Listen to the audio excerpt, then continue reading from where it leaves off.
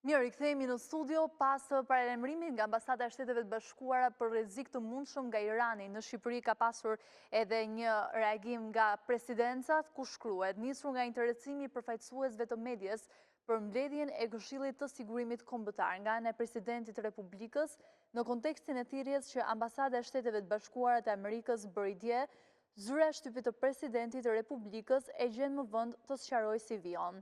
Këshilli i Sigurimit Kombëtar është organ këshillimor në mbështetje të Presidentit të Republikës për ushtrimin e kompetencave dhe përgjegjësive të veta kushtetuese dhe ligjore.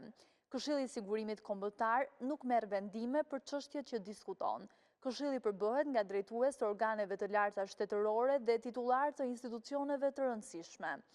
Këshilli shërben Presidentit të Republikës si rregull për diskutimin e rekomandimeve për masat që Presidenti i Republikës përpilon për institucionet ligjzbatuese dhe përgjegjëse për sigurinë lidhur me përballimin e rreziqeve që i kanosen Republikës së Shqipërisë. Presidenti i Republikës është në kontakt të përditshëm me institucionet e Këshillit të Sigurimit Kombëtar dhe informohet prej tyre për çdo situatë dhe skenar, si dhe për të gjitha masat që merren në kuadër të protokolleve të sigurisë. Presidenti i Republikës ka konstatuar se të gjitha institucionet relevante janë vigjilente dhe në ndjekje të plotë të situatës. Mekanizmat ekzekutiv të sigurisë janë aktiv dhe funksional. Gjithashtu, Presidenti i Republikës ka konstatuar se bashkëpunimi institucional dhe ai me partnerët e huaj e ndërkombëtar është në nivele të larta.